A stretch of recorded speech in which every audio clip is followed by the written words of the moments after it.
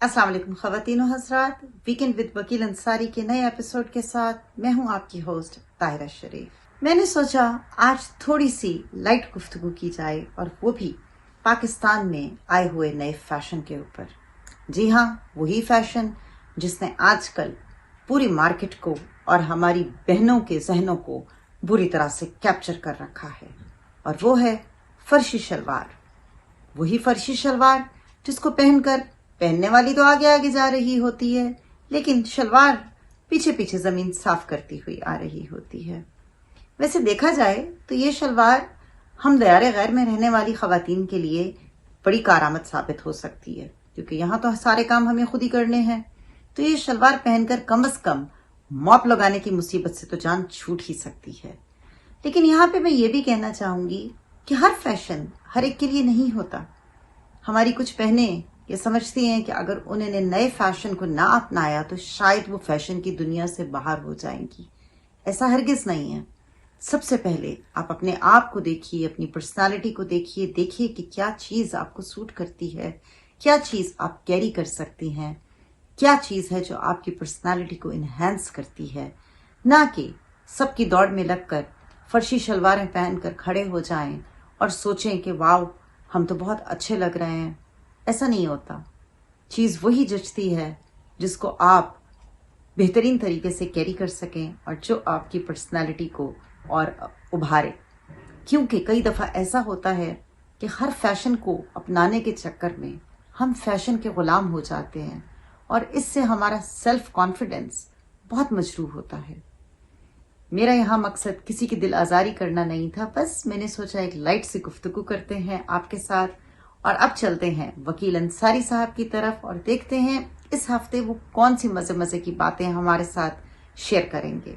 बहुत बहुत शुक्रिया ताहिरा, बहुत अच्छा मौजू, सच्चाई, वाह वाह क्या अच्छी बातें की तुमने। ख़वातीन हज़रात और नाज़रीन अस्सलाम वालेकुम। अमेरिका में मौसम बहार है, मौसम अच्छा हो रहा है, लोग बाहर घरों से बाहर निकल रहे हैं और तकरीबात का आगाज हो चुका है। सर्दी इस दफा शदीद रही, लेकिन मेरे ख्याल मौसम बहार बहुत प्यारा है। चारों तरफ फूल खिल रहे हैं, बारिशें हो रही हैं, उसके साथ साथ तकरीबात का भी आगाज है। हमारी तंजीम कारवान फिक्र फन ने एक बहुत अच्छा इजलास किया, जिसमें मोहतरमा नीलोफर अब्बास की किताब ज़ेबुन्निसा इंतजार में है, उसकी तकरीबन रुनुमाई हुई। जैसा कि आप जानते हैं नीलोफर अब्बासी जो हैं वो पाकिस्तान टेलीविजन की एक नामवर फनकारा, तो उनकी किताब की रुनुमाई के दौरान कुछ अदबी लोगों ने, जिनमें हमारे शहर के मोअज़्ज़िज़ अदबी लोग थे, जिन्होंने उस पर तबसरा किया। ये किताब जो है वो मौजू है जो मैसूर पाकिस्तान, जो मशरक़ी पाकिस्तान में जो हमारे पाकिस्तानी फंसे हुए हैं और किस तरह पाकिस्तान आने की उम्मीद पे वो इंतज़ार कर रहे हैं। तो ये बड़ा एक मौजू है जिसमें मैसूर पाकिस्तान, जो इस वक्त स्टैंडर्ड पाकिस्तानी जो वहाँ पे फंसे हुए हैं, उनमें उसकी कहानी है। ये एक बड़ी कहानी है जिसकी इस किताब की रुनुमाई के बारे में जिन लोगों ने बातें की और पूरा उस दौर को दोहराया कि क्या हुआ, किस तरह हुआ और किस तरह मुहिब्बे वतन पाकिस्तानी वहाँ पे फंस गए, जो आज तक नहीं आ सके, जो इंतज़ार कर रहे हैं। तो दिल को छू जाने वाली ये बातें हैं। इसके ऊपर बहुत अच्छे तबसरे हुए, बहुत अच्छा मौजू हुआ।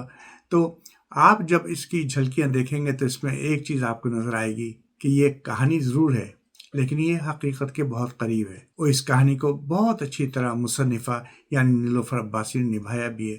इससे पहले उनकी और किताबें 2-3 आ चुकी हैं, लेकिन ये किताब जो है इसकी पजीराई जो है ये पाकिस्तान में इसकी तकरीबन रुनुमाई हुई और पहली मरतबा अमेरिका में न्यूयॉर्क में हुई। तो मुझे उम्मीद है कि आप इस किताब को ज़ेबुन्निसा इंतज़ार में देखेंगे भी, खरीदेंगे भी, पढ़ेंगे भी। तो ये तकरीब हर हालत से काबिल फ़ख्र है हमारी तंजीम कारवान फिक्र फन के लिए।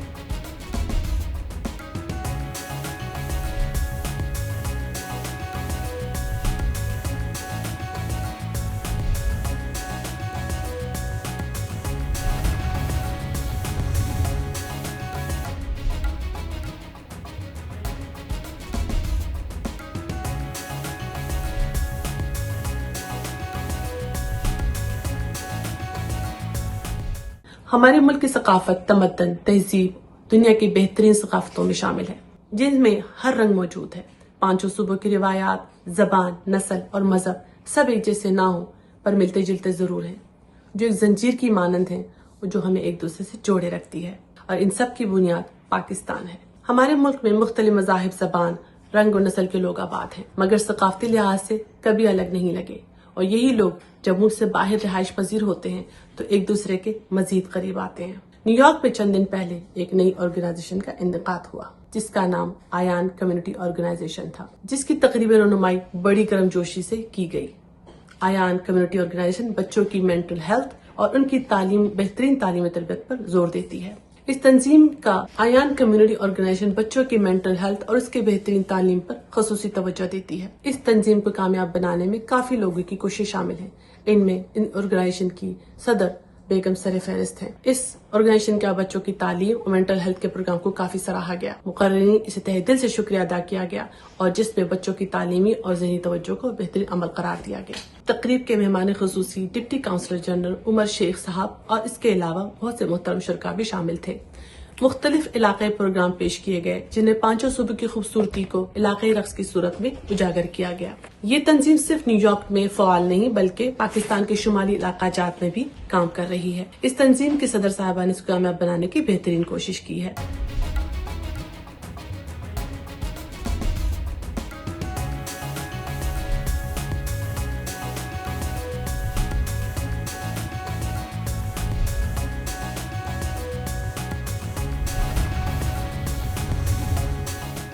دوسری تقریب اس کے تیسرے دن منعقد ہوئی، جو کہ ایک تقریب انتقال پرملال ایک تعزیتی جلسہ تھا۔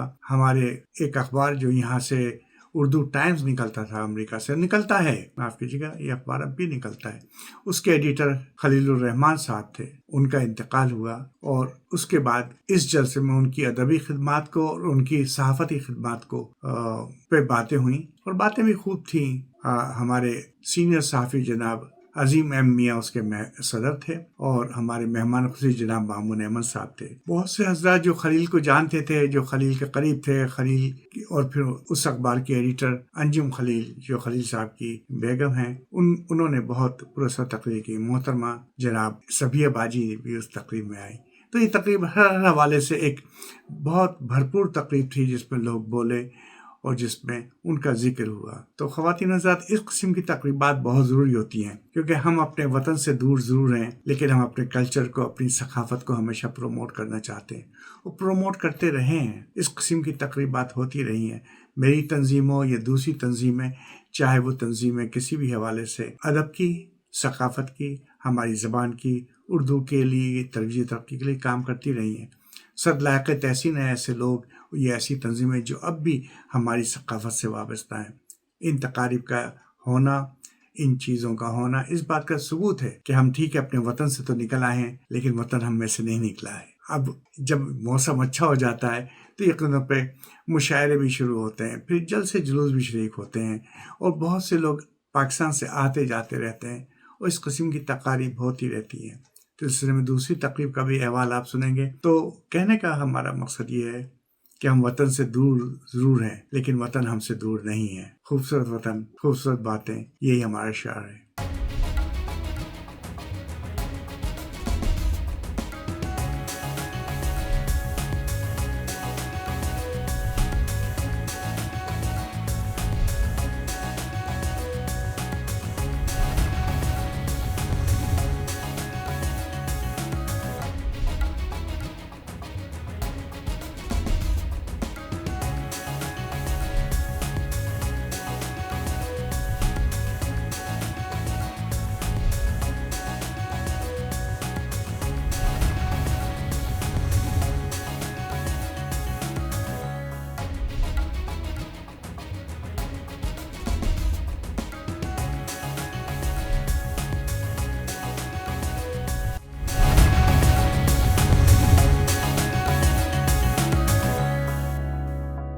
نیو یارک میں گھر کی خرید و فروخت کے لیے بس ایک ہی نام یاد رکھیں، American dream homes. Professional broker Ali Rafaqat اور سید وسیم ہمہ وقت آپ کی مدد کے لیے تیار ہیں۔ ان نمبرز پر فون کیجئے۔ امریکن ڈریم ہومز अगर आप न्यूयॉर्क में हैं और आपको किसी कार की मरम्मत की जरूरत है, एक गैराज का नाम है सेंट्रल एवेन्यू ऑटो रिपेयर्स और फारूक साहब होते हैं 227 नॉर्थ सेंट्रल। इनका टेलीफोन नंबर है 5165610707। तंदुरुस्ती हजार नेमत है और इस नेमत को बरकरार रखने के लिए डॉक्टर विजिट ज़रूरी है।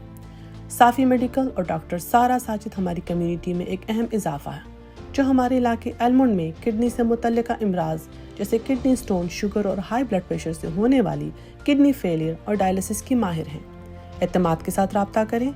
आपकी आसानी के लिए हम उर्दू और पंजाबी में भी बात कर सकते हैं। डॉक्टर सारा साजिद का स्टाफ हमा वक्त आपकी खिदमत के लिए तैयार। अफगान चाय खाना रिवायती अफगान खानों के लिए गुज़श्ता 27 साल से न्यूयॉर्कर्स का फेवरेट रेस्टोरेंट। बल्क कबाब आइए और फ्रेश हलाल मीट से बने हमारे कबाब, पुलाव और कढ़ाई, lemon dishes, special green tea जरूर इंजॉय कीजिए।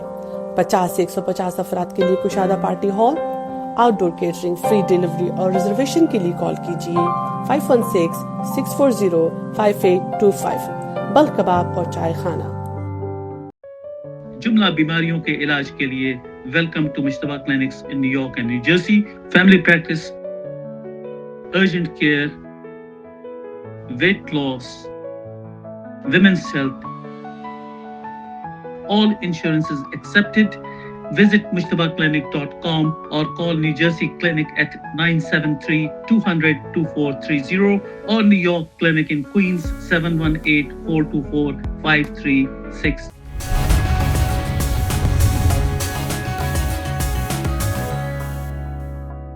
तो आइए चलते हैं हम अपने मोहतरम और हमारे बेहतरीन डॉक्टर गुलाम मुश्तबा साहब की तरफ।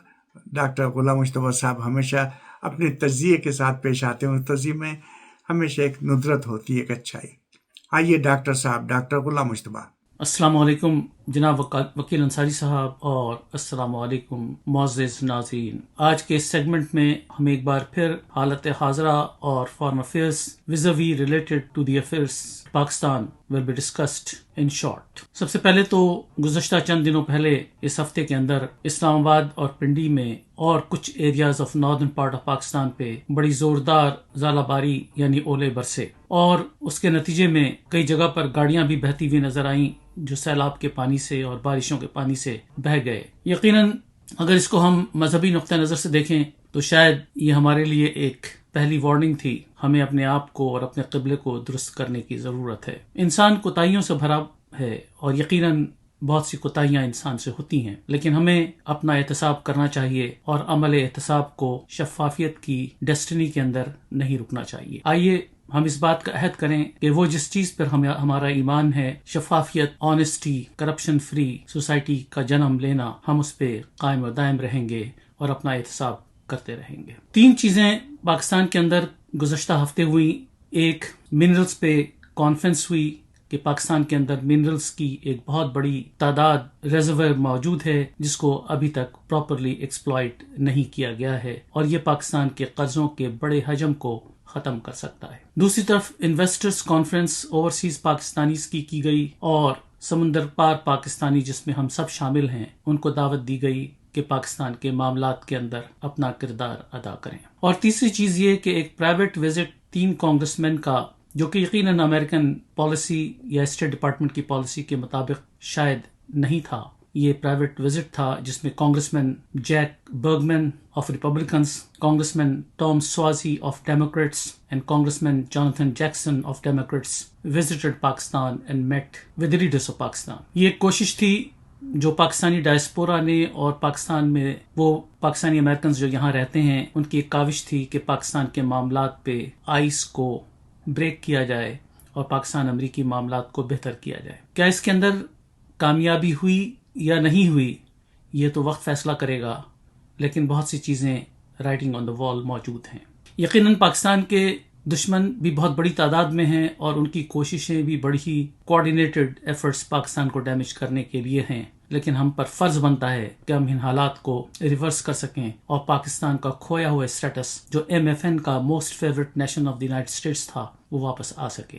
جو بھی کوشش اس میں دامے درمے قدمے سخنے جس کی طرف سے بھی کی جاتی ہے ہم یقیناً اس کو ہمیں اپریشیٹ کرنا چاہیے. انویسٹرز کانفرنس کے اندر جو چیز بڑی نمایاں رہی اور پاکستان کی میڈیا کی زینت بنی وہ آرمی چیف کا خطاب تھا. یقیناً آرمی چیف کے خطاب کے اندر وہ جوش، وہ ولولہ، وہ اسپرٹ نظر آ رہی تھی جو ایک سپہ سالار کی پاکستان کے سیکیورٹی کے لیے ہونی چاہیے. اور اس میں وہ بھی نظر آ رہا تھا کہ دو بڑے امپورٹنٹ سیگمنٹس پہ سپہ سالار نے عوام کی توجہ مبذول کرائی، بالخصوص سمندر پار پاکستانیوں کی. ایک وہ ٹیررسٹ ایکٹس، وہ تمام چیزیں جو بلوچستان کے اندر ہو رہی ہیں اس کو انہوں نے شرگ آف کیا اور کہا کہ یہ 1500 سے زیادہ کی تعداد BLA کی نہیں ہے جو ان سب چیزوں کو کر رہی ہے. اور شاید یہ اس بات کی ایکسٹینشن تھی جو اس سے پہلے انٹیریئر منسٹر محسن نقوی نے کہا تھا کہ یہ ایک SHO کی مار ہے. اس پہ حقیقت کیا ہے اور کیا ہم سب اس پہ ایگری کرتے ہیں یا نہیں کرتے ہیں، یہ ایک سیاسی فیصلہ ہے. اس کے اندر ہم آج کی ڈیبیٹ کے اندر جانا پسند نہیں کریں گے. اس کے بعد جو چیز انہوں نے کہی وہ یہ کہ پاکستان کا برین ڈرین نہیں ہو رہا بلکہ پاکستان برین گین کر رہا ہے. جو آج کی اس محفل کے اندر اوورسیز پاکستانیز موجود ہیں یہ وہ برین ہے جو پاکستان کا اثاثہ ہے. کسی حد تک یہ بات درست بھی ہے اور کسی حد تک یہ بات نگیٹ بھی کرتی ہے، کیونکہ اس سے ایک دن قبل ہی یا اسی دن ایک کشتی پاکستانیوں کو لے کر لیبیا کی بندرگاہ پر ڈوب گئی اور کئی ایک پاکستانی اس میں شہید ہوئے. چنانچہ رزق کے حصول کے لیے جب پاکستانیوں کی کشتیاں ڈوب رہی ہیں تو یقیناً یہ پاکستان کا برین ڈرین سمندروں کے اندر ہو رہا ہے. اس میں کوئی شک نہیں کہ وہ لوگ جو اس محفل میں موجود تھے وہ پاکستان کے برینز تھے جو پاکستان کو گین ہوئے ہیں. اس میں شک نہیں کہ وہ پاکستانی جو باہر جاتے ہیں وہ پاکستان کے لیے ایک بڑا اثاثہ بنتے ہیں. آج کی اس گفتگو کے اندر بہت سی باتیں میں آپ سے کرنا چاہتا تھا لیکن شاید وقت بہت مختصر ہے. آئندہ ہم اس کو مزید کنٹینیو کریں گے. تب تک کے لیے اجازت. بہت خوب ڈاکٹر صاحب. اور اب ہم چلتے ہیں جناب ہمارے اپنے ڈاکٹر بلند اقبال صاحب کی طرف. ڈاکٹر بلند اقبال. تھینک یو عقیل بھائی. Welcome back to weekend with Aqeel Ansari. دوستوں، چند دنوں قبل ہمارے بہت ہی قریبی دوست بیرسٹر حامد بھاشانی کی ڈیتھ ہو گئی. کافی لمبا ہمارا ان کا ساتھ تھا. حامد بھاشانی بہت اچھے journalist, writer, short story writer, columnist, political scholar تھے. کشمیر پر ان کی خاص نظر تھی. کئی کتابوں کے مصنف تھے. چند سال قبل ان کا کینسر ڈائگنوس ہوا تھا، اینڈ اسٹیج لنگ کینسر. اور جب میری ان سے بات ہوئی تھی تو انہوں نے مجھ سے کہا تھا کہ بلند end stage cancer suddenly diagnose ہو گیا اور ڈاکٹرس نے بہت کم مدت دی ہے. تو میں اپنے طور پر ان سے باتیں کرتا رہا، انہیں ریشور کرتا رہا. مجھے پتا تھا کہ وہ پولیٹیکل ایکٹیوسٹ تھے اور خصوصاً میں اس بات سے ان کے بہت متاثر تھا کیونکہ وہ ان رائٹرز کی طرح نہیں تھے جو سیلف سینٹرڈ ہوتے ہیں اور جو بس اپنی پاپولیرٹی اور وہ اصل میں سوشل ایکٹیوسٹ تھے اور وہ چاہتے تھے کہ ایک نئی جدت، نئی فکر ڈیولپ ہو، لوگوں کا سوچنے کا انداز بدلے. تو یہ اور بڑے آنیسٹ آدمی تھے اپنی اوپینینز کے حوالے سے. اینی وے، جب یہ واقعہ ہوا اور میں اس سارے ڈسٹریس سے گزر رہا تھا تو مجھے اندازہ ہو رہا تھا کہ کتنا مشکل مرحلہ ہوتا ہے. گو کہ میں ڈاکٹر ہوں مگر اس کے باوجود یہ کتنا مشکل مرحلہ ہوتا ہے کہ آپ اس ساری سچویشن کو کیسے کوپ کریں جب آپ کا بہت ہی قریبی دوست، ساتھی جسے آپ بہت محبت کرتے ہیں اس کے ساتھ ایسا ہو جائے. اس دوران ایک کتاب میری نظر سے گزری تھی، مورٹیلٹی. میں چاہتا ہوں آج اس کتاب کو آپ کے سامنے کچھ میجر پوائنٹ ڈسکس کروں. یہ کتاب ہمیں بہت کچھ سکھاتی ہے. یہ کتاب کرسٹوفر ہچن نے لکھی تھی. وہ خود بھی جرنلسٹ تھے، آتھر تھے، لٹری کرٹک تھے، پولیٹیکل ایکٹیوسٹ تھے. 2010 میں انہوں نے کتاب لکھی، 2012 میں چھپی تھی یہ ان کی ڈیتھ کے بعد. ہوا ان کے ساتھ بھی کچھ ایسا ہی تھا کہ 2010 کے جنوری کے آس پاس اسوفیجل کینسر ان کا ڈائگنوس ہوا. وہ کسی بک شاپ پہ تھے، اچانک کولیپس ہو گئے. جب وہ ہسپتال پہنچے تو انہیں اندازہ ہوا کہ ان کے پاس صرف 3 یا 4 مہینے کی زندگی ہے. انہوں نے اس کتاب کے اندر وہ فنڈامنٹل کوسچنس ایڈریس کیے جو ڈیتھ اور لائف کے حوالے سے تھے. انہوں نے وہ ایکسپیرینسز ریکارڈ کیے. انہوں نے بتایا کہ کس طرح سے باڈی اور مائنڈ کے درمیان جو ایک تعلق ہے، جو کوآرڈینیشن ہے، وہ کس طرح سے ڈسٹرب ہو جاتا ہے ان حالات میں، اور درد کس طریقے سے کوپ کیا جاتا ہے. نہ صرف کینسر کا درد بلکہ اور بھی بہت سارے اسٹریسز جو ہوتے ہیں وہ. اچھا، اب اس میں کچھ میجر پوائنٹس ہیں جو میں آپ سے ڈسکس کرتا چلا جاتا ہوں. پہلا پوائنٹ میں نے نکالا ہے، when he was diagnosed with cancer Hitchens saw how uncomfortable people are with the idea of death.